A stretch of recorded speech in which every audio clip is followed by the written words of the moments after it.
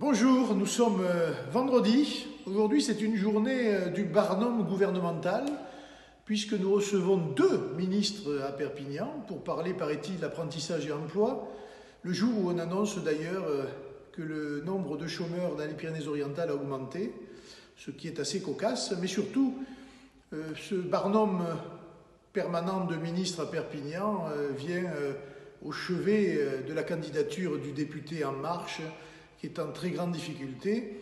Il faudra qu'on s'interroge un jour quand même sur l'aide apportée par le gouvernement à un candidat à la mairie, ami du président Macron, mais qui manifestement n'arrive pas à percer dans l'opinion. L'autre sujet, il concerne quelque chose de très perpignanais dans la campagne municipale, c'est sur le parking gratuit, puisque le candidat En Marche annonce la gratuité dans tous les domaines. L'eau, les transports, maintenant le parking.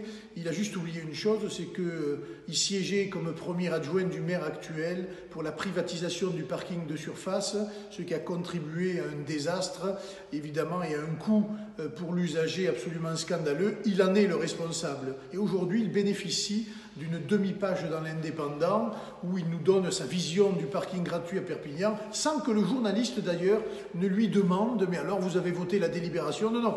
Avec le député En Marche, le journal de M. Baillet sait se tenir et sait lui faire les courbettes nécessaires, on ne sait jamais.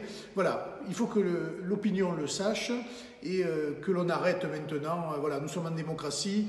La démocratie, c'est le pluralisme politique. Il y a beaucoup de candidats à Perpignan. Ils ont tous le droit de s'exprimer de la même manière.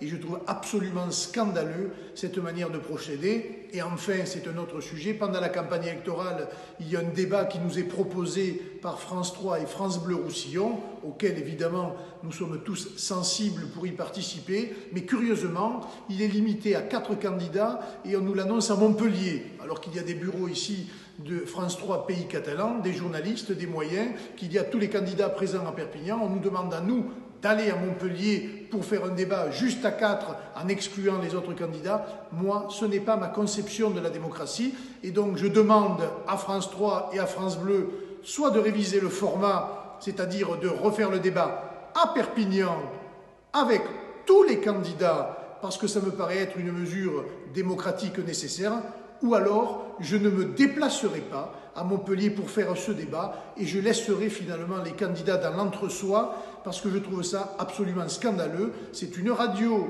et une télévision de service public payée par nos impôts. Nous sommes candidats à Perpignan, nous vivons à Perpignan et tous les candidats sont égaux sur la ligne de départ de cette élection. Et donc je demande réellement aux rédactions de réviser le format.